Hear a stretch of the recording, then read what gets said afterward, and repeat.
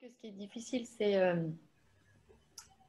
d'être à contre-courant de enfin, la société. Elle nous emmène à avoir des besoins. Elle nous pousse dans une spirale un petit peu de consommation. Elle nous enlève le temps et le temps de profiter, le temps de vivre, et elle le remplace par de la consommation. Et du coup, ben, on sait plus ce que c'est de prendre le temps de vivre les choses. Parce qu'on les fuit, et puis du coup, on se réconforte dans des choses matérielles, peut-être, dans des activités, finalement. Toutes ces choses qu'on parle de la société, c'est une chose qui, en effet, énergétiquement, ça a à voir avec une énergie de cette terre, d'endormissement et d'attachement à la matière.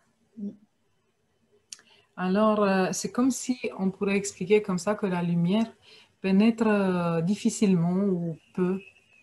Et alors, l'homme ne se rappelle pas de ça, de cet état et de cette identité qu'il a. Mais comme ça arrive très peu, il regarde autour et il voit cet état très matérialiste et d'endormissement spirituel. Et alors, bien sûr qu'il est aussi attiré par cette vague et cette vibration commune dans cette dimension de vie. Mhm. C'est ça, en effet. C'est un endormissement dans cette vibration lourde où on est prise. C'est comme un glue. C'est comme une chose collante. Ah ouais. Si on regarde autour, on va faire comme autour. Et beaucoup de fois dans mes cours, j'explique que c'est sûr que ça veut dire aller contre-courant. Et même, c'est comme une rivière qui coule dans une direction massive, non? Et nous, on va contre ce courant. Il y a besoin de force. Et aussi, Jésus parlait de ça dans la Bible quand il parle de large et le chemin de la perdition. Non, c'est large le courant qui va et qui tourne dans la matière et qui nous enfonce dans, comme des êtres aveugles avec les yeux fermés et on se Mhm. bat, on lutte, on fait des choses là dans ce courant. Mais la voie, elle est droite, non? Il faut créer une brèche avec les forces de notre programme qui veut se réveiller et qui nous bip, qui nous transmet tout le temps des impulses. On a des impulses.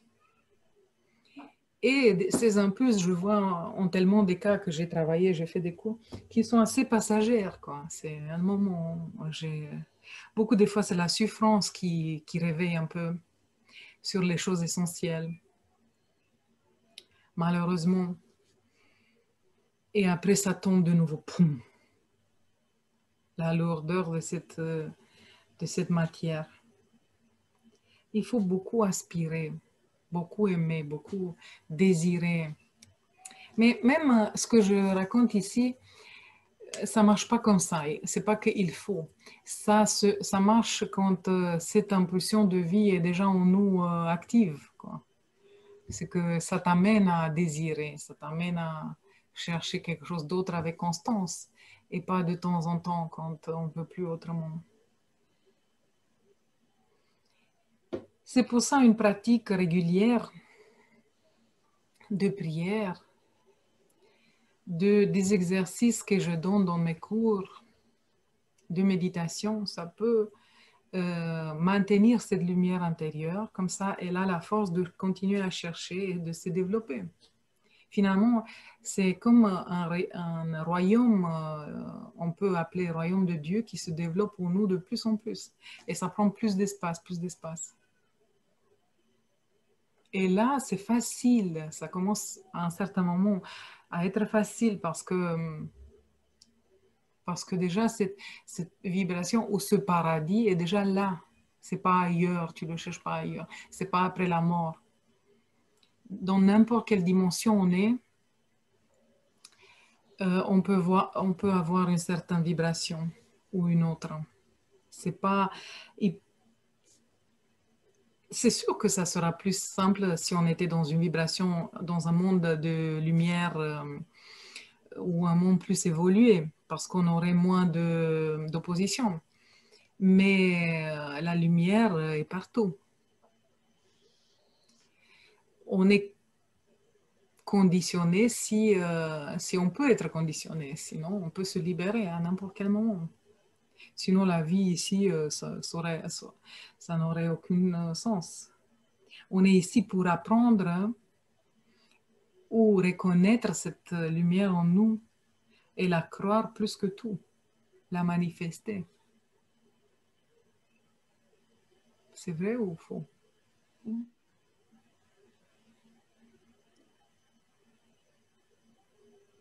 Qu'est-ce que vous pensez? Pourquoi on est là, alors? Pourquoi l'âme s'incarnerait ici? L'esprit qui est en nous, qu'on est. Pourquoi on viendrait ici? On pourrait rester dans les mondes des lumières qui nous ont créés, non? On est là pour voir que même dans l'ombre, la lumière peut briller. Elle est plus forte que tout.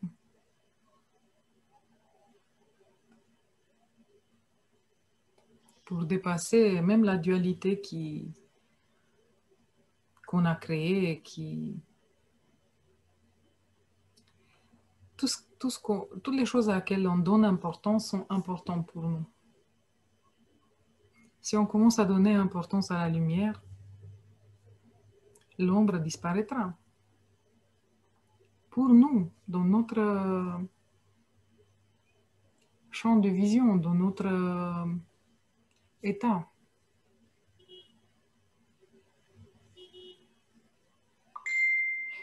Si on dit que tout est énergie, ça veut dire que tout le temps, il y a un état vibratoire qu'on a. On peut devenir très consciente et sensible à ça. Tout le temps, c'est un état.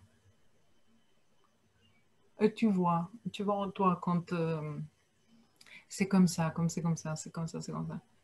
Il faut passer par là, connaître tous ces états d'une manière consciente et après les transformer. Se rappeler l'essentiel, se reconnecter avec qui on est et on se sent plus léger chaque fois. Et comme ça, on nettoie. On nettoie nos vêtements astrales ou émotionnels, nos vêtements mentaux, nos vêtements physiques, le corps physique qui se nettoie ainsi. On peut commencer à nettoyer à la place de subir et se faire vivre par toutes ces constructions qu'on a créées jusqu'à maintenant dans l'inconscience de ce monde. Moi, j'invite les personnes à faire ça.